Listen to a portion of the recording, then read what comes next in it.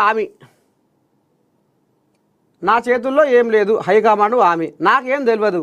రాజగోపాల్ రెడ్డి మంత్రి పదవిపై వెంకటరెడ్డి ఏమనుకొస్తుందంటే వాళ్ళ అన్న మరి అధిష్టానము హామీ ఇచ్చిందో ఇయ్యలేదో నాకైతే తెలియదు. మరి మంత్రి పదవి ఇప్పించే స్థాయిలో కూడా నేను లేను. ఎందుకంటే ఇక లేనిపోనివన్నీ మళ్ళీ నా మీద రుద్దకూరి ఏదైనా అధిష్టానం నిర్ణయమే అనేది కూడా వెంకటరెడ్డి ఇక ఈ రకంగా అమ్మాయి వెళ్ళబోసుకుంటుండులా. నెంబర్ 1 అమిత్ షా. దేశ రాజకీయాల్లో అమిత్ షా తిరుగులేని రికార్డు. ఎక్కువ కాలం కేంద్ర హోంమంత్రిగా బాధ్యతలు. Advani record break. చూద్దాం ఈయన ఎట్ట బ్రేక్ చేసిండు, ఎన్ని రోజులు చేసిండు అనేది ఒకసారి చూద్దాము.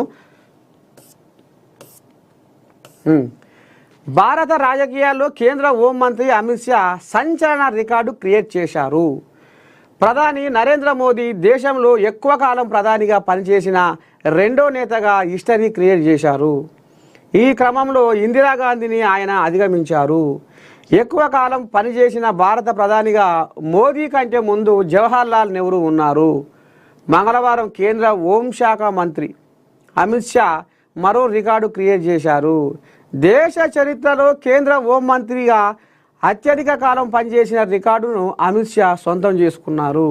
ఇప్పటి వరకు బీజేపీ అగ్రనేత లాల్ కృష్ణ అద్వానీ పేరిట ఉన్న రికార్డును బద్దలు కొట్టారు.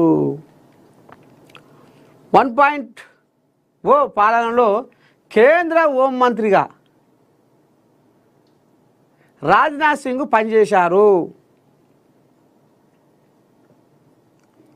అమిత్ షా 6 సంవత్సరాల 64 రోజులుగా కేంద్ర హోంమంత్రి పదవిలో కొనసాగుతున్నారు. 2019లో మోదీ ప్రభుత్వం రెండోసారి అధికారంలోకి వచ్చినప్పటి నుంచి అమిత్ షా కేంద్ర హోంమంత్రిగా కొనసాగుతున్నారు. ఇక అద్వానీ కంటే ఇంకా 2 రోజులు పెచ్చు పెరిగిందట. అంటే 2256 రోజులు ఆయనే పాలన చేస్తే ఇప్పుడు అమిత్ షా 2258 రోజులు అయిందనేది ఇప్పుడు తేడా తెల్లమైందిలా. మొత్తానికి అద్వానీని ఇగో ఈయన బ్రేక్ చేసిండట, నెంబర్ 1గా నిలిచిండు అనేది ఇక ఈ రకంగా రాసుకొచ్చారు.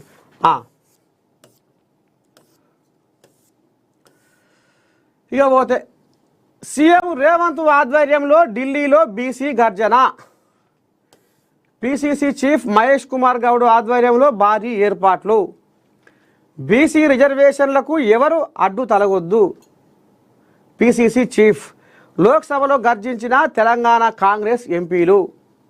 బీసీలకు 42% రిజర్వేషన్లు కల్పించాలని డిమాండు. కులగణనతో దేశం చూపు తన వైపుకు తెలంగాణ సర్కార్. ఇప్పుడు మహాధర్నాతో బీసీ రిజర్వేషన్లపై సీఎం పోరు. జంతర్ మంతర్కు తరలిన కాంగ్రెస్ నేతలు. హస్తినాలో తెలంగాణ హల్చల్. జనహిత పాదయాత్ర టు ఢిల్లీ. జనహిత పాదయాత్రలో పాల్గొన్న పిసిసి చీఫ్ మహేష్ కుమార్ గౌడ్ 4 రోజుల పాదయాత్ర తర్వాత చర్లపల్లి రైల్వే స్టేషన్ నుండి నేరుగా ఢిల్లీకి వచ్చారు. ఢిల్లీలో జంతర్ మంతర్ వద్ద ధర్నా ఏర్పాట్లతో పాటు లోక్సభలో పార్టీ ఎంపీల వాయిదా తీర్మానం, నిరసన కార్యక్రమాలను కూడా పరిశీలించారు. మంత్రులంతా ఢిల్లీకి. ముఖ్యమంత్రి రేవంత్ రెడ్డి మంగళవారం మధ్యాహ్నం ఢిల్లీకి చేరుకోగా మంత్రులు కోమటిరెడ్డి వెంకటరెడ్డి, సీతక్క, కొండ సురేఖ, పొన్నం ప్రభాకరు, వాకిడి శ్రీహరి తదితరులంతా ఢిల్లీకి చేరుకున్నారు. ఎమ్మెల్యేలు, మాజీ ఎమ్మెల్యేలు పెద్ద ఎత్తున హస్తినా బాట పట్టారు. ఇక ఈ రకంగా మరి మోతమవుతుందట ఢిల్లీలో.